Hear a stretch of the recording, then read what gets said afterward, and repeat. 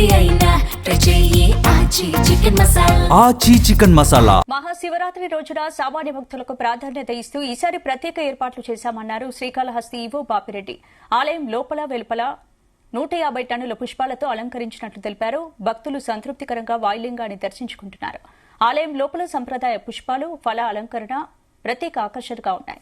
వాటిని తిలకిస్తూ భక్తులు తన్మయం చెందుతున్నారు. మొదటిసారి 30 నిమిషాలకే దర్శనం కల్పించడం, అది కూడా మహాశివరాత్రి రోజున భక్తులు సంతోషం వ్యక్తం చేస్తున్నారంటున్న శ్రీకాళహస్తి ఈవో బాపిరెడ్డితో మా reporter Naresh face to face.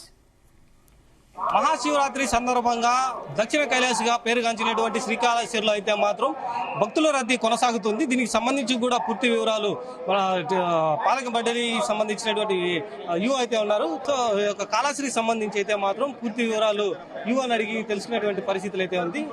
Kalahasti దానికి సంబంధించి అయితే మాత్రం ఇప్పటి వరకు ఉదయం నుంచి ఇప్పటి వరకు 30 నుంచి 40 వేల మంది వరకు సామాన్య భక్తులు అయితే దర్శించుకునేటువంటి పరిస్థితి ఉంది.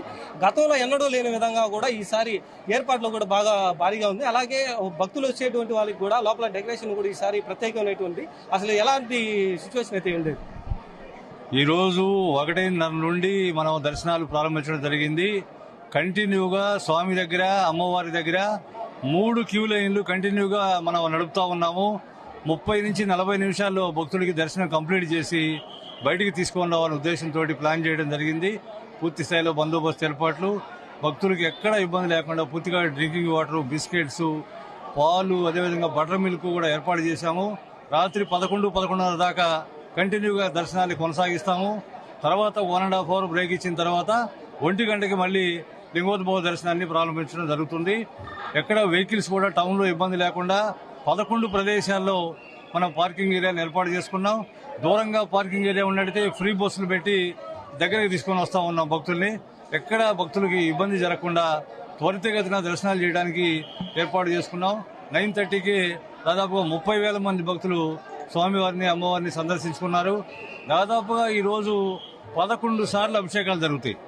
సో అభిషేకము, నైవేద్యాలు జరిగినప్పుడు ఒక 15 నిమిషాల పాటు క్యూలైన్ ఆగిపోతుంది. కాబట్టి భక్తులందరూ కూడా మాకు కోఆపరేట్ చేయాలని చెప్పి మనవి చేసుకుంటున్నాం. సార్, అంటే ఈ యొక్క మహాశివరాత్రి ఒక్కరోజు మాత్రం ఎంతమంది దర్శనం చేసుకుంటారు ఒక అంచనా సార్? ఈసారి 1,10,000 నుంచి 1,50,000 దాకా వచ్చేట్లు అవకాశం ఉంది. ఎందుకంటే 9:30కే 30,000 టచ్ అయింది కాబట్టి దాదాపుగా 1,50,000 వరకు వెళ్తుందని అనుకుంటున్నాము. దానికి తగినట్లుగా మేము ఏర్పాటు కూడా చేసుకుంటున్నాము. అంటే మీకు వచ్చినది అంటే వీవీఐపీలకు సంబంధించి కానీ సామాన్య భక్తులకే పెద్దపీట వేస్తున్నారు. వీవీఐపీల నుంచి మీకు వచ్చేటువంటి ఎఫెక్ట్ ఎలా ఉండబోతుంది? మేము సామాన్య భక్తులకే ఎక్కువగా ప్రయారిటీ ఇస్తున్నాం. కొంతమంది వీఐపీలు లేట్ అవుతుంది అంటున్నారు. వాళ్ళకి స్లాట్స్ పెట్టాము. స్లాట్ పెట్టడం వల్ల కొంచెం లేట్ అనిపించవచ్చు. సామాన్య భక్తులకి త్వరితగతిన దర్శనం పూర్తి చేసుకుంటూ పోతున్నాము. వీవీఐపీలకు ముందుగానే చెప్పాము, మీకు స్లాట్ పెట్టాము, ఆ స్లాట్కి రమ్మని చెప్పాము. ముందుగా వచ్చినా వాళ్ళు వెయిట్ చేపిస్తున్న వాళ్ళని. అందువల్ల సామాన్య భక్తులకు మాత్రం 30-40 నిమిషాల్లో దర్శనం చేయాలనేటువంటిది మా యొక్క దాని ప్రకారం మేము ప్రణాళిక చేసుకోవడం జరిగింది.